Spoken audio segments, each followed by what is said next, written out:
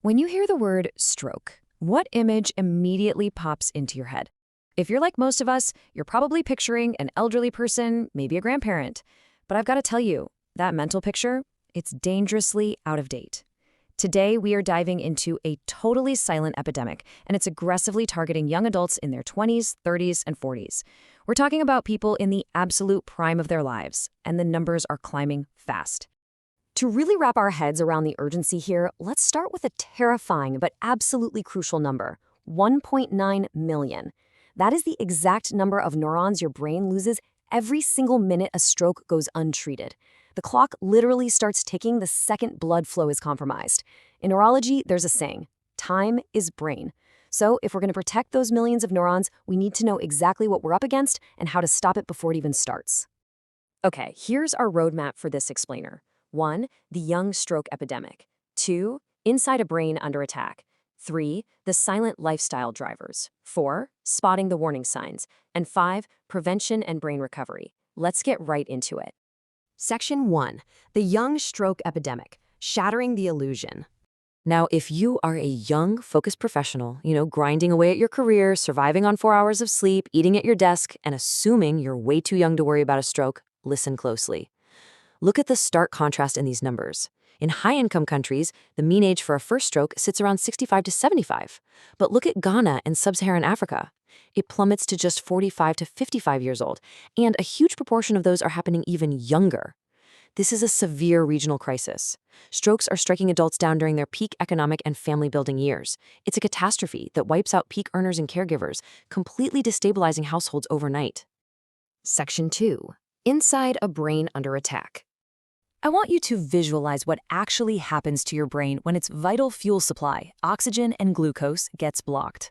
Your brain demands a massive 20% of your body's energy. Cut that off, and a destructive cascade kicks off in seconds. That brings us to something called the ischemic penumbra. When a stroke hits, a core area of brain tissue dies within minutes. But right around that dead zone is the penumbra. This tissue is functionally impaired, it's essentially suffocating, but it's not irreversibly damaged just yet. And this is exactly why rapid intervention is everything. That penumbra can literally be rescued if blood flow is restored fast enough. Remember those 1.9 million neurons a minute? This is the tissue we are racing to save. So how is this attack actually happening? Well, there are two main culprits. Ischemic strokes, which happen from an arterial blockage, account for about 85% of strokes globally. Hemorrhagic strokes, on the other hand, caused by an artery literally rupturing and bleeding directly into the brain, make up a shocking 20 to 35% of strokes in Africa. The big takeaway here? Uncontrolled, severe high blood pressure is uniquely driving these incredibly deadly hemorrhagic strokes across the African continent. The pressure built up so much that the vessels just burst. Section 3. The silent lifestyle drivers. Let's uncover the invisible daily forces silently laying the groundwork for this disaster. We call them silent because they damage your vessels for years without you ever feeling a thing. Look at this hypertension cascade in Ghana. It is a giant red flag. Only 50% of people with high blood pressure even know they have it. Of those, just 30% are getting treated. And here is the kicker. Less than 15% actually have it under control. This incredible drop-off proves that the vast majority of people walking around with a #1 stroke risk factor are accumulating deadly vessel damage without a single clue. So what's actually fueling this high blood pressure epidemic? It's our modern triggers. We're talking about high-sodium seasoning cubes dumped into everyday meals, prolonged sitting in brutal urban traffic jams, chronic financial stress constantly pumping cortisol into our veins, getting less than 6 hours of sleep a night, and carrying unmanaged visceral fat. Look, these aren't just minor little lifestyle bad habits. This daily grind is acting like a metabolic fire inside your blood vessels, severely driving up your risk day in and day out. Section 4. Spotting the warning signs. Okay, transitioning to the rescue phase. What should you do if stroke symptoms, let's say a drooping face or a suddenly weak arm, just disappear after 5 minutes? Do you go back to sleep? Do you brush it off as stress, or maybe even blame it on a spiritual attack? We have absolutely got to break this cultural trap because dismissing brief symptoms is wildly dangerous. Here is the definitive truth. A TIA, or transient ischemic attack, is a 5-alarm medical emergency. 10 to 15% of patients who have a TIA will suffer a completed stroke within months, and very often within the next 48 hours. Waiting to see if you feel better is the absolute worst mistake you can make.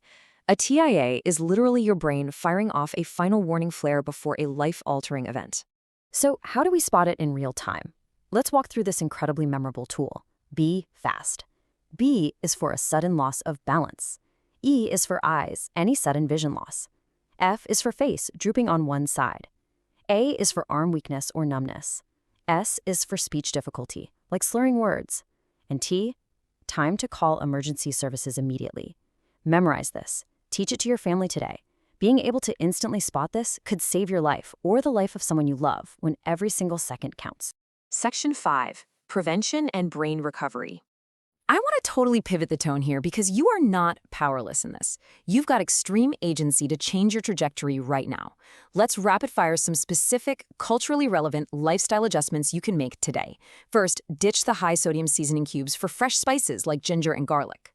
Second, take a 30-minute brisk walk every day. That alone drops blood pressure like a mild medication. Third, charge your phone in another room so you actually get 8 hours of sleep. Your brain desperately needs that time to heal blood vessels. And fourth, the 4-4-6 breathing protocol to kill stress. Inhale for 4, hold for 4, exhale for 6. These are super simple, actionable steps that make a massive impact.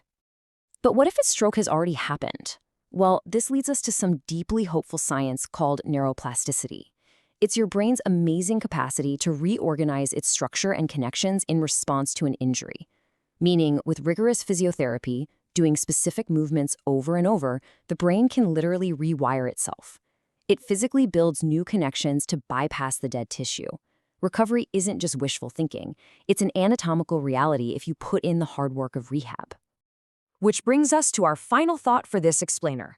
The window for prevention is now. Like Dr. Joseph Ntiamoah says, we cannot afford to wait. The silent drivers of stroke might be invisible, but they are absolutely beatable. The science demands we be honest about the risks, but it also gives us extraordinary hope. So, I'll leave you with this. What is the one thing you are going to change today to protect your 1.9 million neurons? Time to take proactive ownership of your health. Thanks for joining me, and stay curious, stay healthy.